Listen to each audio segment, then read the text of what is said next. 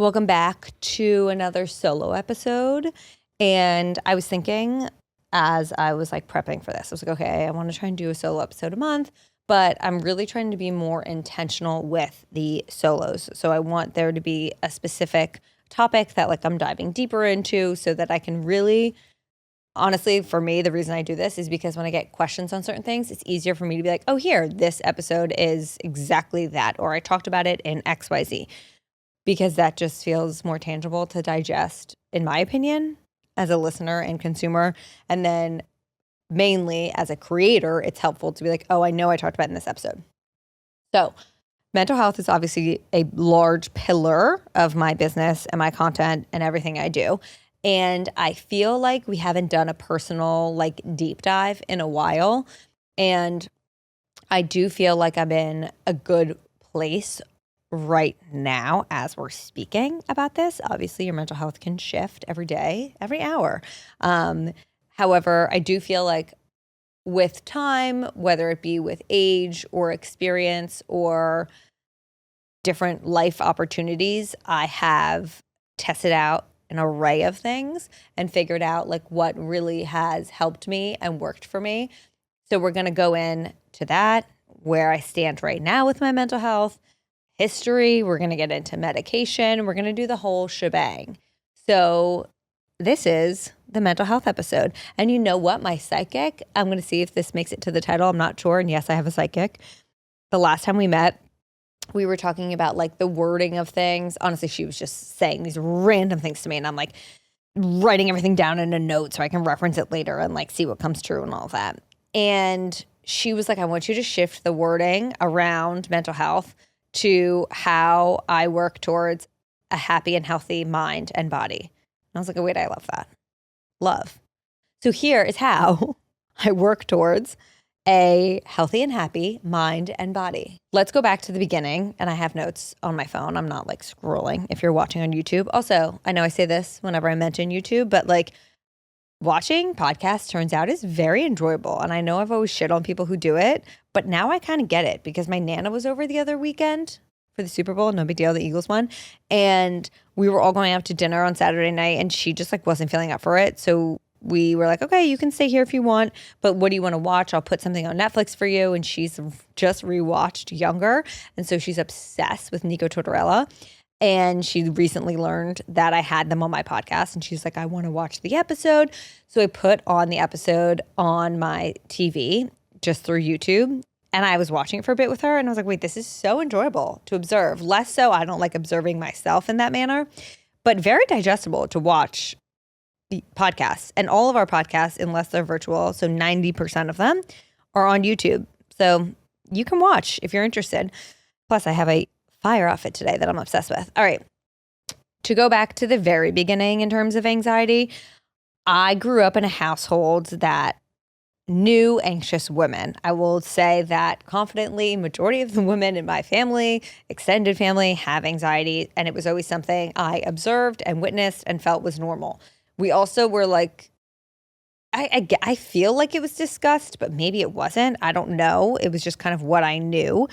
And I vividly have memories. Now I know that they were anxiety. At the time, I don't think I did. But I have these memories specifically around the end of time and like time never ending kind of.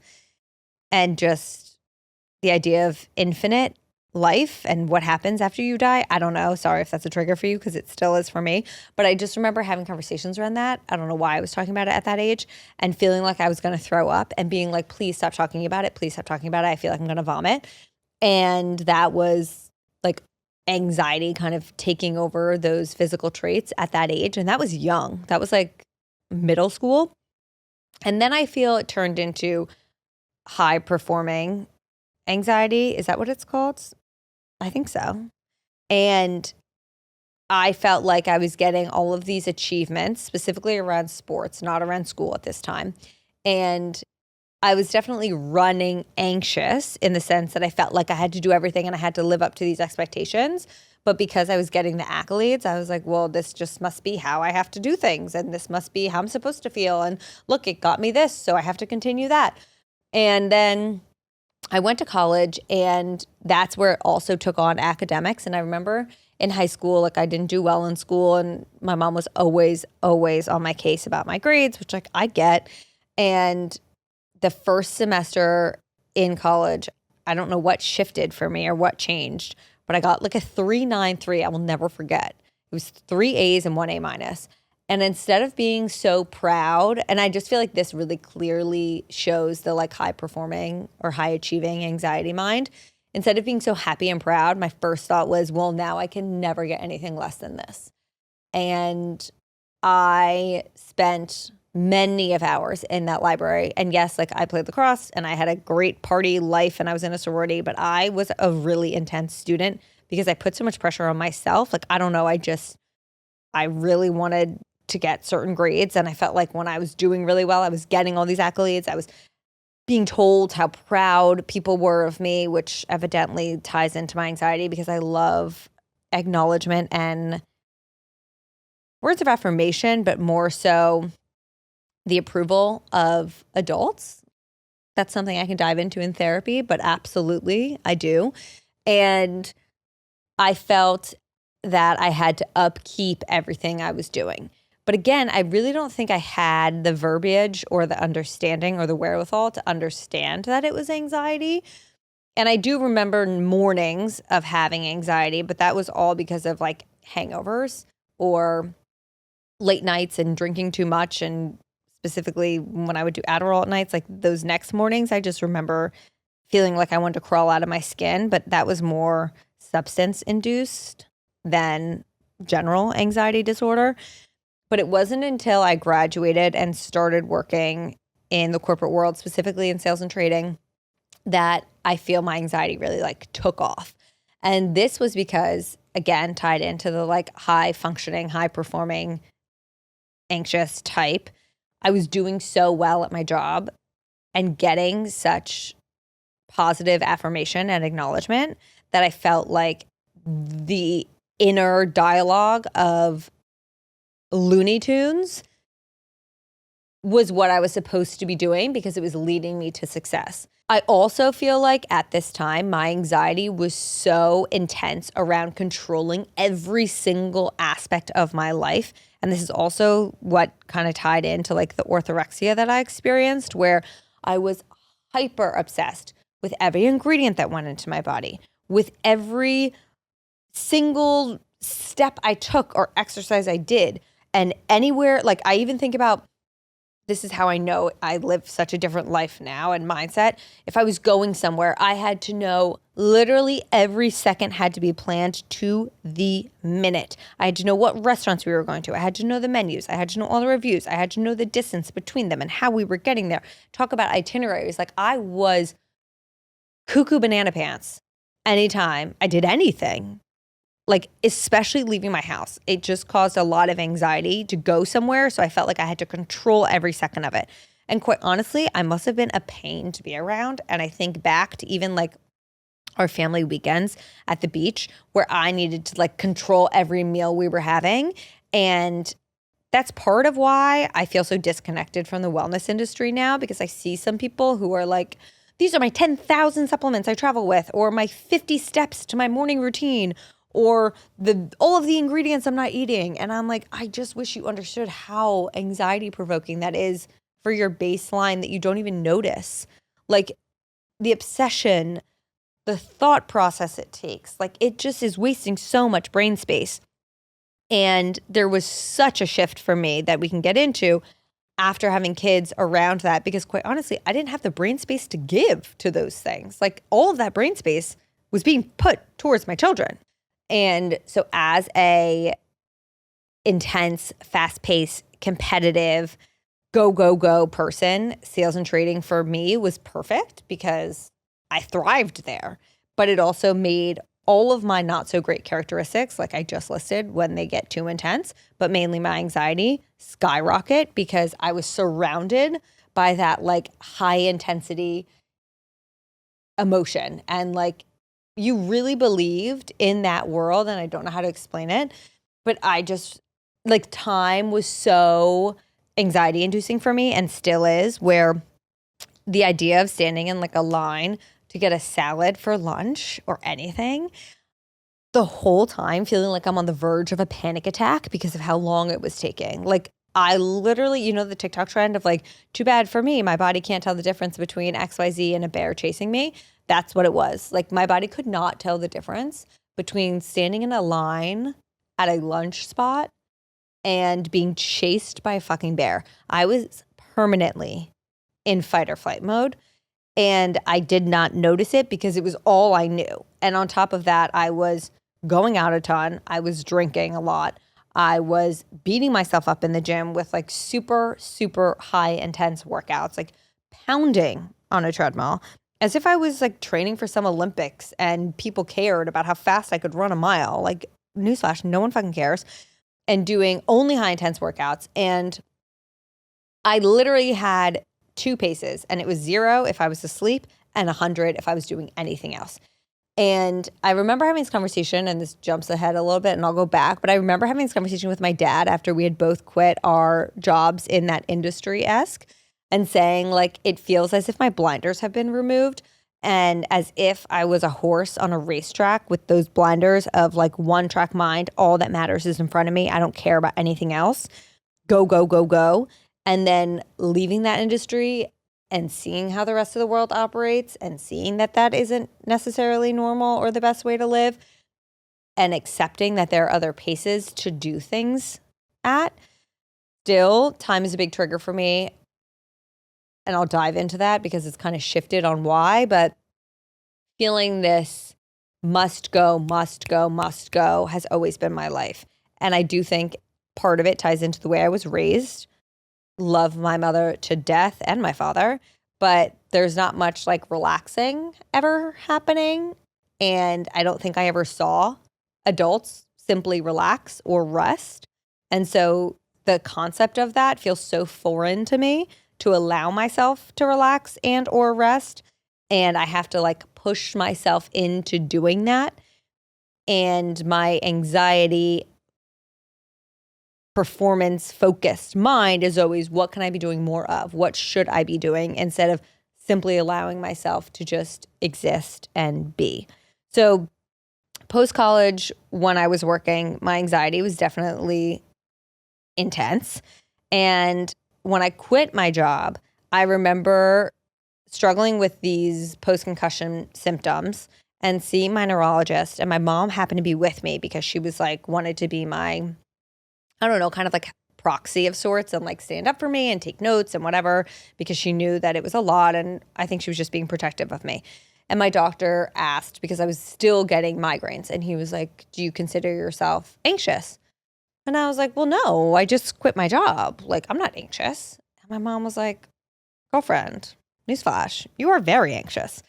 And I was like, am I? And I just remember that moment feeling, I don't know if shame is the right word, because it wasn't shame over feeling anxious, but I felt let down maybe in myself, because part of the reason why I quit had to do with my mental health, in the sense of I noticed how bad my anxiety had gotten, and I was having these episodes of depression, and I just felt so lonely and isolated. And I remember just like crying at night, being like, why am I so sad if I have everything I could ever want? And I felt like if I quit my job and I chase what I'm excited by and, pursue my dreams and do this whole, at the time, it was like meal prep and health coaching and all of those things and social media, then I'll be so happy because I'll be my own boss. Like, what could I possibly ever be sad about if that's my reality and I get to make my own days and schedules and all of those things? And I guess I felt like that was going to be my answer. And so to sit in that doctor's office and have him ask me, I was upset with myself that wasn't the answer. Because then I was like, oh, it's not the job. It's not the circumstances. It's actually just me. And I thought that everything was going to be fixed, and it's not. And I remember leaving the appointment and crying to my mom walking down the street because of that, I think. I felt shame, sure, but more just disappointment. And like, if this is just me, then what? What do I do now? Now, what's the answer? And so this was when I started my medication journey. This was in 2018. So I was 27. Yeah, 27. And they started me on amitriptyline, which is a anxiety medication, but specifically it was catering also to my post-concussion symptoms. And I noticed a big difference when I went on it. I was on it for 2 years. Yeah, 2 years. And I remember having a conversation with my doctor. I then switched from my neurologist to, well, no. I remember having a conversation with my OBGYN about blood work for like just the idea of having children in the future. And she was like, we can assess whether you need medication or not, but I don't want you on this specific medicine while you're pregnant. And obviously, disclaimer, talk to your doctors. This is by no means medical advice. Everyone is different. And every doctor, well, not every doctor, but your doctor may have differing views depending on your needs. And so we decided, let's go off amitriptyline. We'll see how I do. We'll see if I need to try a new medication. If I do, I'll try a new medication and then I can try to get pregnant. So I went off amitriptyline, and I do remember vividly this one moment, because this was during COVID, feeling like really emotional. And it wasn't even sad emotional. It was happy emotion. I was just crying. Like, I just remember crying so much. Even one day I was crying because I was on a walk in the woods and being like, it's just so beautiful. And people messaging me being like, girl, this is you coming off the meds. So maybe I didn't realize that the amitriptyline had like blocked a little bit of my emotion. But I don't know, because I think about my wedding and like I was bawling like a baby. So I don't know. But amidst this situation, after going off, I had a surprise pregnancy. So I was not on medication when I got pregnant. And I hit this new level of anxiety that I had never experienced before, where I vividly remember up into, I think like maybe it was 8 or 10 weeks pregnant. So I found out as early as I could have, because it was before I even missed my period for differing reasons. So from 4 weeks to like 8 to 10 weeks pregnant, I was buzzing with anxiety, couldn't sleep, restless, like spiraling. And people are always asking, like, how do you, get through the anxiety of waiting in between ultrasounds, or is everything going to be okay? And I think those questions are so valid. And I also think that there's such a privilege that I experience of having not gone through loss or fertility struggles, because I think that then even heightens or changes those emotions around these windows of time. However, my anxiety is weird because I actually wasn't even anxious about that. I couldn't tell you what I was anxious about, but my mind was okay with the idea of like, I can't really do anything to control this situation. Like nothing I do, obviously with the like varying circumstances of like intense things, will change this pregnancy. Nothing I do will hurt the pregnancy. Again, like obviously I'm talking about just like standard things, or make it healthier. Like this is kind of out of my hands. And in some weird way, that was calming to me, which seems the opposite because it was so out of my control, but I don't know, it just was. But I was just anxious about anything and everything, literally anything and everything. And I remember calling my OBGYN and being like, I need to go on medication now. Like yesterday, I needed to go on medication. And she was like, okay, here's another doctor, a psychiatrist. You can talk with her, and I'm comfortable with you going on certain medications. We decided, the three of us, that I would go on sertraline, which is the generic brand of Zoloft. So when I was on Zoloft, immediately, or not immediately, but very soon after, I noticed a difference. Now, I am very susceptible to drugs. Very susceptible to drugs. I get questions all the time. What dosage are you on? Whatever. It helps no one for me to share my dosage because we are all so different. Look at it in a sense of weed. Someone can be high off of 2 milligrams. Someone can take a 50 milligram edible and somehow be functioning. It's the same thing with drugs. We all have different thresholds. So I started on the medication in the like end of my first trimester of my pregnancy.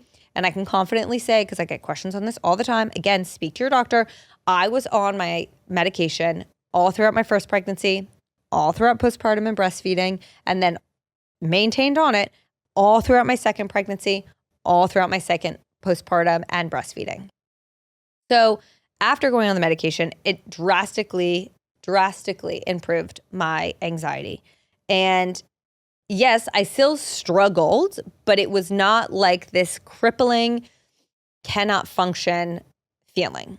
So I feel like I was in a better place. And then if you've been here, if you've heard my story, postpartum rocked me the first go around. Like it absolutely shook me in ways I could have never imagined. And it brought me to the ground and to my knees, and it broke me and built me back up again into a completely happier, healthier, better, more well-rounded individual and mom. And for me, my postpartum anxiety was interesting in the sense that in the beginning, months, like day 1 to month 4, I was happy. It wasn't that I wasn't happy, but I had such intense intrusive thoughts that they were debilitating. Well, that's not true. They weren't debilitating. I had to fight through them with every fiber of my being to still do things.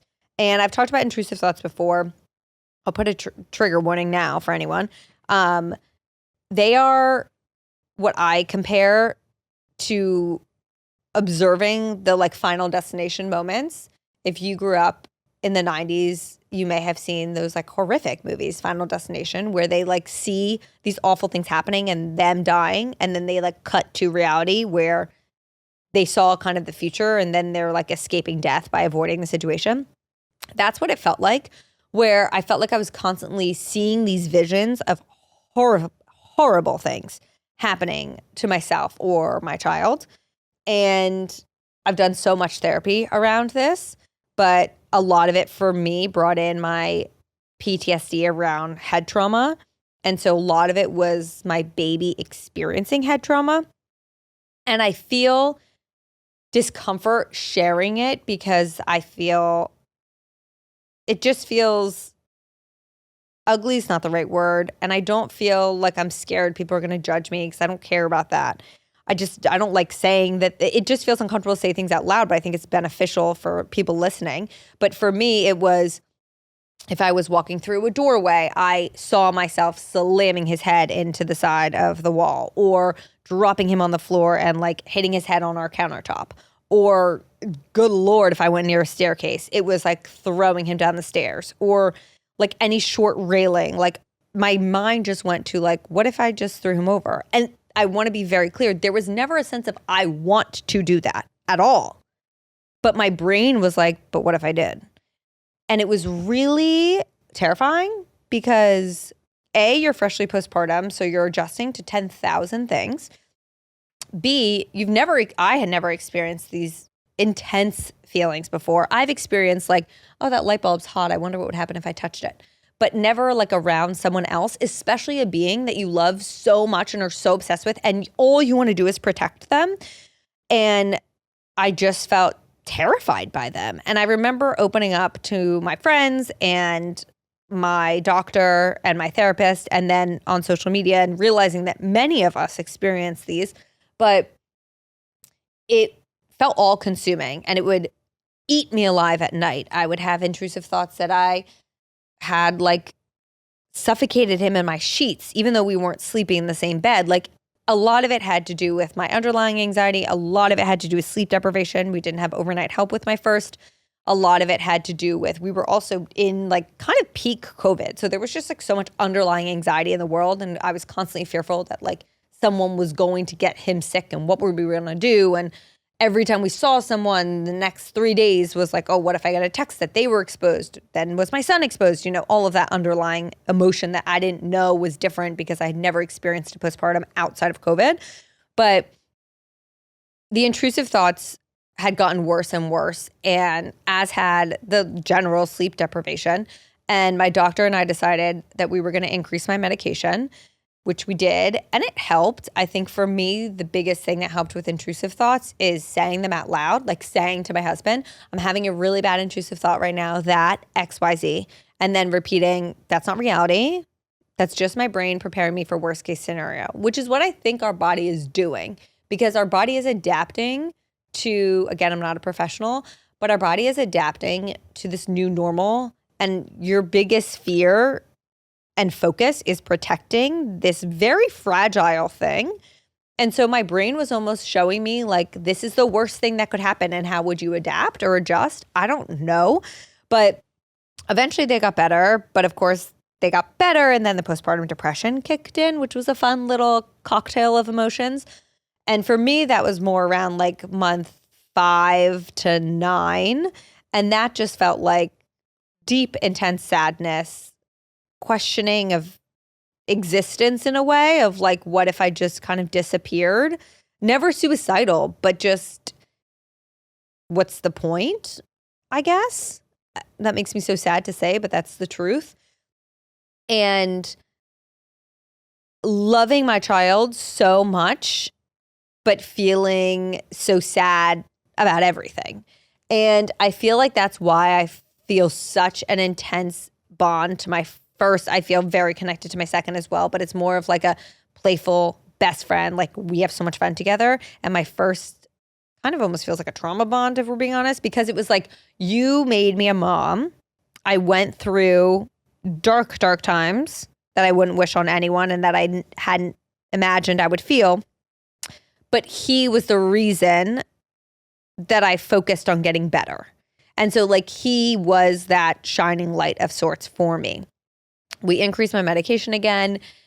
I did other things such as like cutting back on work and implementing things that made me happy in that moment, whether it was like putting on my headphones and listening to a playlist in the morning first thing, making sure I was getting outside, moving more intentionally, spending more time with friends, spending less time on social media. You know, all of these things that we hear are helpful. And seeing my therapist and psychiatrist. So cut to, I got pregnant with my second. I was in a very good place. And pregnancy for me, just physically, mentally, like, I don't know, it's difficult for me. And that pregnancy, I just felt depressed. And at this point, we had weaned back a little bit off my medication. So we weaned up a little bit on my medication, got through pregnancy, had my baby. Postpartum was like a very, very different experience for me in such a beautiful way. Obviously, it was really hard because of the fact that you just like went through pregnancy and delivered a baby and your body's recovering and your hormones are on a goddamn roller coaster, and like, it's exhausting in and of itself. But for me, we had made the decision that we would have part-time overnight help. I wish we had had more. It was 3 nights a week, I think, for 6 weeks. And not obviously, but we could have benefited from more. I'll just leave it at that. But that was a huge bonus to have that help. Like, the nights where I was able to get sleep definitely, I think, improved and assisted with having a better mental health experience during postpartum. But also, so much of it was the lived experience, because my anxiety the first time around in postpartum was very similar to my orthorexic tendencies, where I was like grasping at straws to control things.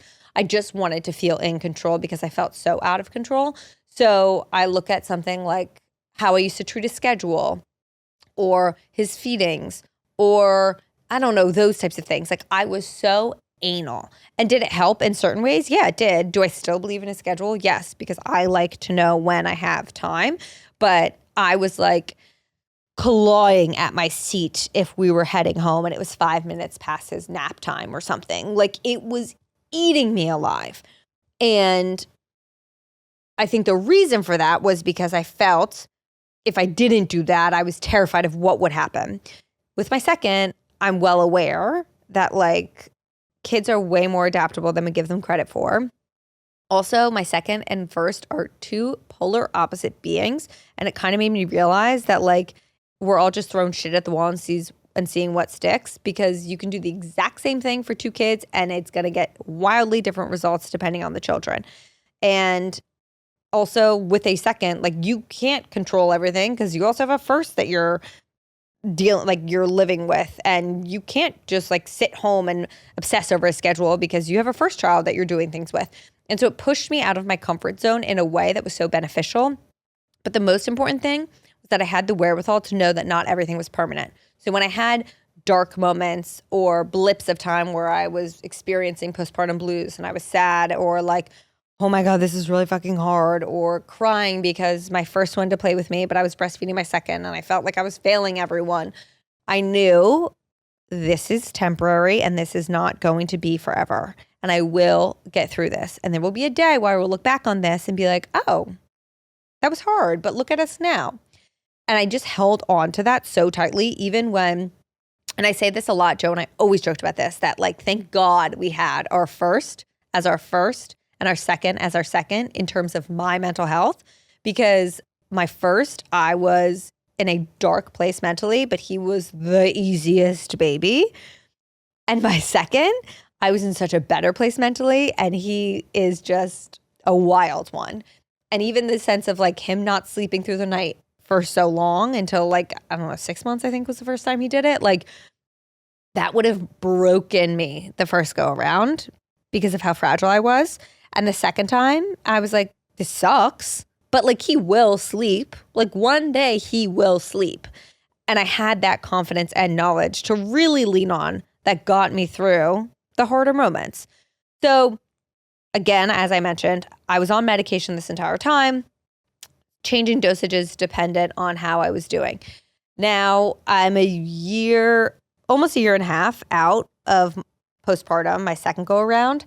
And I started to realize that my second, just logistically, so much more was added to my plate. And also like I dived into work a lot more after my second than I did with my first.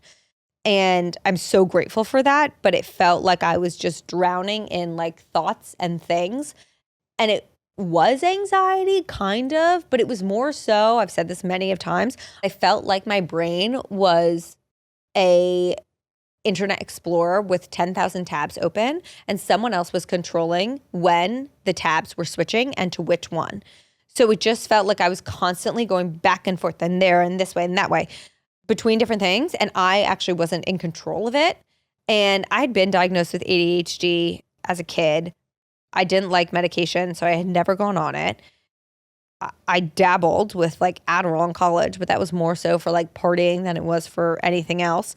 And I felt like after reading a multitude of things, speaking with many people, this is a conversation my psychiatrist and I have had for the past like 2.5, 3 years, honestly, about my ADHD and whether medication would help. And I felt like I hit a point where I was like, why am I not trying this? And this is how I felt with medication in terms of anxiety, where sure, I could continue the way I'm going, but if something can help me experience things in a much easier and enjoyable process, why would I not do that?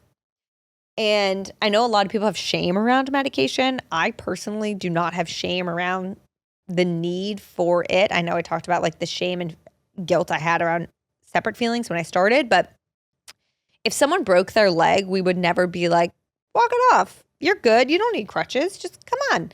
We would say, hey, let's get you a cast. Let's put you on crutches. Let's go to PT. This is how we can help you.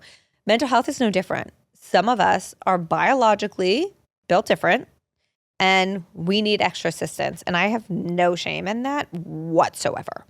So I decided to start ADHD medication, Strattera. I believe I have a highlight on my Instagram that talks about that. And I know that we talk about it in a past episode that I'll link in the show notes. But I feel like it just helped me. Again, I'm very, very susceptible to medication. So I started with a low dose with the idea of like eventually going up, and I just haven't because I feel like it was helping me and it still is.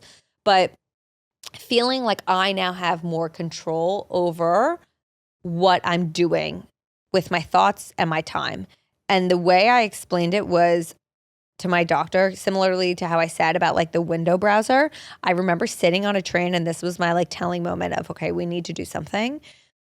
Sitting on a train for like 3 hours and having my Kindle out, my laptop, my cell phone, and going between 50,000 things. I would be in my DMs on my phone. Then I would be opening my email on my laptop. Then I'd be on some website doing something else. Then I'd be scrolling TikTok. Then I'd be like, oh, let me read a few pages. Then I'd go back. And I looked at the person next to me. And this woman, who was probably the same age as me, was on her laptop and had been on the same fucking document for 3 hours working. And I was like, that is peace that I simply do not know. And I want it. And that was my moment of like, this isn't how I want to operate. It felt like a monkey dance. And it's what I've grown up seeing in a multitude of fashions and am old enough now to know it's actually not how I want to operate. And so that was really the like driving force of starting medication. Do I still have a hard time sometimes? Yes, of course, we all do. It's not just going to like fix it. What I'm actively trying to do and what my therapist and I are working on is like, once I reached a new baseline, she didn't want me to add more onto my plate so that I then go back to my baseline. And I'm working on that. But I generally feel like it's been so beneficial. Also in terms of anxiety and depression and ADHD and all of the things, my general mental health, I feel like I'm finally living in my purpose and I'm doing what I enjoy. And I'm so intentional about my time, And I simply am not spending it on things I don't want to do or that hurt my mental health. And like drinking is a perfect example for that.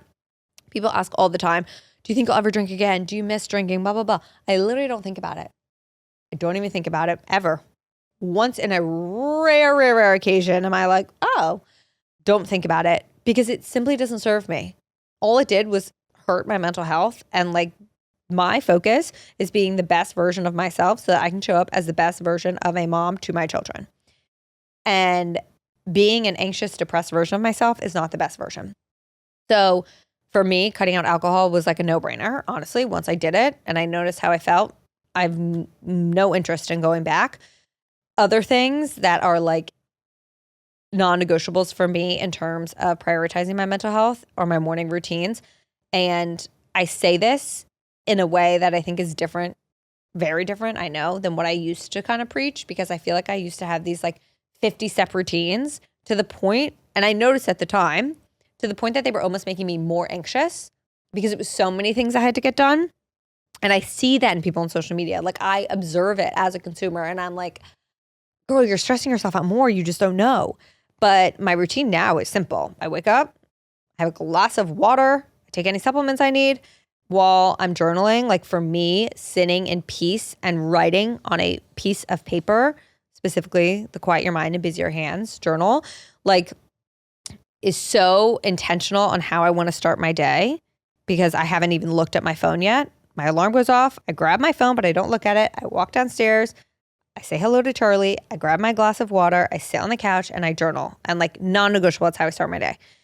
Then I get up, grab my coffee. Usually it's been like 30-ish minutes since I woke up at that point, 45, which like I feel better about drinking caffeine.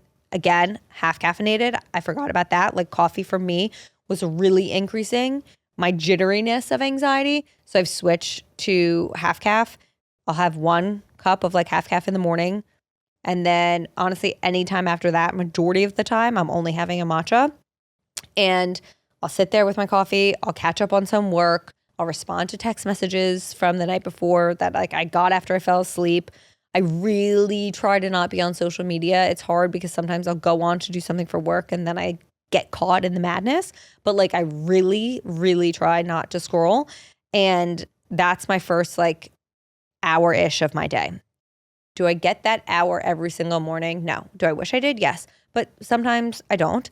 And so the biggest thing for me is that I have at least 5 minutes to just jot a few things down and have a glass of water in silence. Like I am such a firm believer of waking up before your children if you're able to, because I need that day starting for me, not serving others. I need it to start filling my own cup before I'm filling everyone else's. And I think with a mix of that, with a mix of trying to scroll less, that's why I read so much. That's why I do my like crafts, whether it's coloring or cross stitching. It's so sad, but I just need to keep my hands busy. and my hand wants to go to scroll on an app, and that does not help my mental health personally. Trying to set better boundaries around work, implementing movement that actually is enjoyable to me and feels good for my body. So I don't do any high intensity workouts. Like, I actually despise them. I can't believe I used to spend the time I did killing myself in these classes. Like, absolutely not. I'm now working out if I'm at home for 15 to 20 minutes. I try to get to like a 50-minute Pilates class once a week if I can, but really more intentional, slower, grounding me movement. The other thing I talked about of the like control is I feel like now I take it day by day. Like, my calendar is my best fucking friend, and that's because of my ADHD and just there's a lot going on. But I do not know what's happening the next day until I look at my calendar after I put the kids to bed, and I have to assess like, okay, what time do I need to be at the door tomorrow? What do I have? Do I need to pick an outfit? Like, I used to be so obsessive over what was to come and hyper planning. And now I am very much more, I'm like, maybe to some I'm go with the flow. I know if you ask my family, they would say I'm definitely not, but I've definitely leaned more towards that, where I try to just exist in the moment rather than obsess over the future. And I think part of that is honestly just because I don't have the time that I once did. I was saying that to my friend on the train this morning. Like, I don't have the time to obsess over things that I once had the time to. And that's kind of such a gift, in my opinion. I also cannot go through this without acknowledging, like, right now, I think the hardest thing or the biggest struggle I'm experiencing is trying to balance the mom aspect of my life and the career aspect of my life, because I am so happy with my career right now and I'm so excited by my career. Like, that's such a gift to want to do more. Like, I want to work more because I love it. And simultaneously, I want to be a specific type of parent to my children. I want to be involved. I want to be there. I want to have those moments with them and navigating how to do that. And I don't love the like, how do you balance or how do you do it all? Because no one's doing it all. No one has balance figured out. Like, I think it's this myth that we try to sell women, but then we end up actually making them feel worse about it because they feel like it's this thing that they haven't achieved yet, when in reality it's unattainable. What I always try to remind myself of is that I have all of these buckets, whether it be my friendships, my relationship with my husband, my role as a mother, my career, my own interests. And all of those buckets are never going to be full at the same time. That's not reality.